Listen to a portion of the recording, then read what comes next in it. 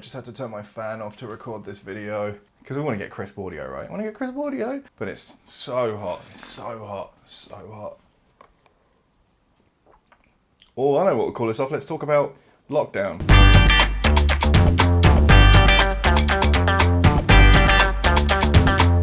Hello, my name's Jake and welcome to my daily lockdown videos, which I'm doing to, keep myself sane and also so that you and I can so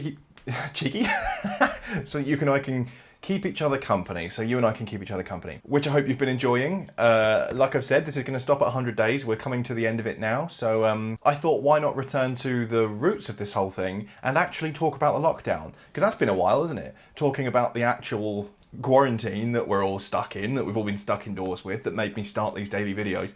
Anyway, I have a lovely little watermelon and strawberry smoothie rather than the usual icy Coke. I feel like, yeah, it was refreshing in the beginning, but it's kind of actually was a bit of a mistake because now it's got lukewarm really quick. But I'm going to drink it anyway because it is still kind of refreshing. Anyway, so what's going on with the coronavirus lockdown in the UK? Pardon me while I just adjust on my chair. Since we last spoke, so off the top of my head, I feel like the last time we spoke was the lockdown had just been eased slightly and the stores were going to open, right? Well, basically, there's kind of been two stages since then. The first of all, like some non-essential shops opened and stuff like that, and now there has been further easing and other imminently other kinds of businesses are going to be allowed to open up, like restaurants and pubs and stuff like that. So lockdown is continuing to ease. We'll talk about that in a bit more detail in a second. And there will now be no more daily press briefings. So up until this point, there has been every day Downing Street addresses the public and addresses the press with an update on stats and stuff like that. And in terms of there being no more daily updates, like I kind of get that, to be honest. Like there wasn't really a lot left to be said in them. A lot of them were just very empty, so then they defaulted with positivity and reporting all the good stuff, and so then it just made them seem kind of like a daily propaganda contribution, right? Like everything's fine, everything's good, everything's going the best it could possibly go, so it just made them seem like they were really trying to mitigate damage or something. So I think now the exact quote, their exact stance on these is that they're going to be ad hoc. They're going to coincide with significant announcements, which to me makes sense. Like, tell us something when you've got something to say. So yeah, shops reopening. There's like a strict set of guidelines. I say strict, I haven't looked at them, but there's like, they call them strict. There's a set of guidelines that businesses need to be able to adhere to if they're going to open. So businesses like restaurants, bars, pubs, hairdressers, there are guidelines for what they need to do in order to be able to open. And it seems like a lot of businesses have met those needs because a lot of them seem to be opening, like clothes shops and stuff like that. A lot of pubs have been like, putting up dividers. Cafes, you've seen like dividers be put outside, like between the tables to keep people separated. It would appear that those rules mean basically either being able to give people physical distance or physically separating them with like dividers, screens, stuff like that. Or smaller stores, making people queue outside and stuff. I've had a walk through town recently and you can see them starting to make changes to certain businesses. Pub gardens being sectioned so that people have their own areas to sit in and stuff like that. So that's good. Like, it's good that there's guidelines in place, right? So that's where the UK stands currently on the outside world and people doing stuff. And about the outside world and people doing stuff, the 2 metre rule, we were all supposed to keep 2 metre distance from anyone that was from outside of our household at all times, so long as was reasonable, I think, was some kind of quote like that. Well, now that has been amended to be 1 metre plus. So if you have physical protection, like a mask or something like that, then you can get up to within 1 metre of someone. But only if you have to. Like, apparently the 1 metre, the plus part of that 1 metre plus is that you should stay at least 2 metres away if you can, but now if you're wearing a mask, you can be within 1 metre of someone. So I think that's kind of like for the benefit of shops and pubs and stuff like that, right? Like to keep people, to stop people worrying so much about who they pass in shops and stuff. But I think, as far as I can see, people were kind of been doing that already. It's quite difficult to shop in a supermarket without having someone come up to you and reach past you to grab shit. Or, I do my best to cross the road if someone's approaching. I haven't seen other people do that kind of thing for me.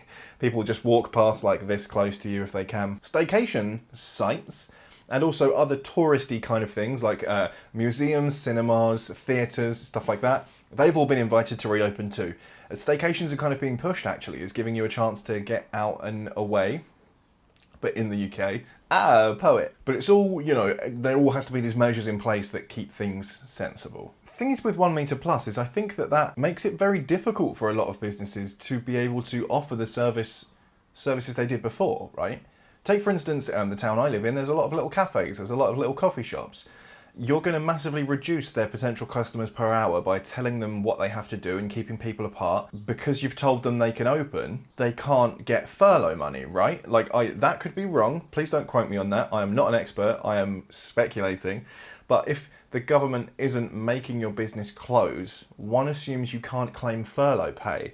So for small businesses that have small premises and maybe don't have the cash reserves to be able to, you know, put up dividers, chuck out some of the tables, take less business per hour, they have to open in order to be able to pay their employees and stuff, unless they sack them off. I want to say like cinemas and theatres, but I feel like they have a pretty high markup per ticket anyway, so I'm not super sympathetic. At the very least, I know cinemas feel wildly overcharged. And like, I can see the same thing being true for like hairdressers, right? Like, now that the government says you can open, you kind of have to, because you have to pay the bills and you're probably not going to be eligible for furlough anymore. But who knows? I really couldn't comment on the like eligibility of furlough. If you want to stay closed, maybe you can still get it. But I know that imminently businesses are going to have to start contributing to the furlough pay. So all of this stuff and these new rules and, you know, the world opening again, people heading out. From my perspective as someone on the ground in town, like, people kind of...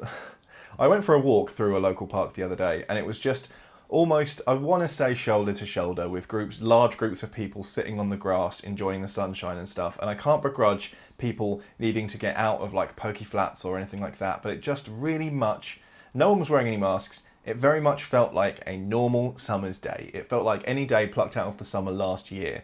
And that makes me nervous. It's already been that way in a lot of shops as well. Like, I went back to visit my family recently, socially distant, kept more than 2 meters away in the garden which is accessed from the side.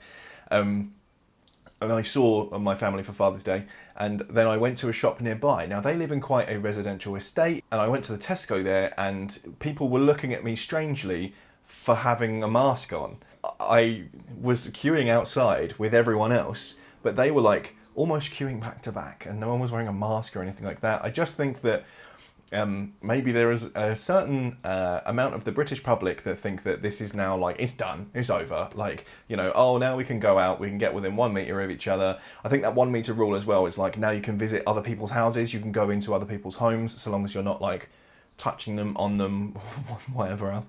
But yeah, so it all just feels very much like now the floodgates are maybe gone from creeping open to kind of halfway open, right? It's not normal again, but it's definitely gonna, I think, there are blurry edges that are much closer to the way things used to be than the way they have been recently. So that obviously leads us into nerves about people getting reinfected, which would then bring up a second wave, or what the press is calling a second wave, right? Like a second wave of infections. Everyone goes out, everyone starts acting normal again, COVID spreads among people, and then we start to have this upward slope again in this peak.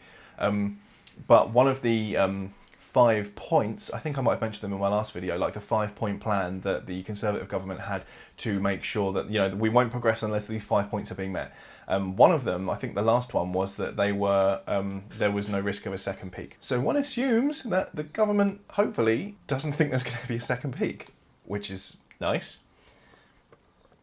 But in an open letter to the British Medical Journal, which I found via a Guardian article, and I'll put a link to both down below. Some of the UK's top health professionals have requested a rapid forward-looking review of the UK's preparedness for a second wave. Now that would include a review of the way that the UK government has handled all of the COVID-19 situation so far, but they say that's not to assign blame, it's with a mind to keep looking forward on things that we can improve, and massively paraphrasing here, you know, what we can improve on, what went wrong, etc, etc. And Nightingale hospitals, you remember, I think I mentioned that in a really old video as well about lockdown and, you know, preparing for the peak and stuff like that.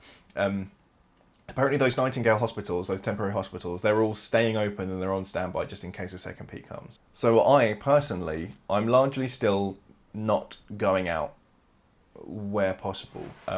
If there are things I need that I can't order online, then I will go out and I wear a mask whenever I go out. I'm just trying to be as safe as possible, and I'm following guidelines, and I'm being cautious and sensible, because I think that's just the most sensible thing to do right now, right?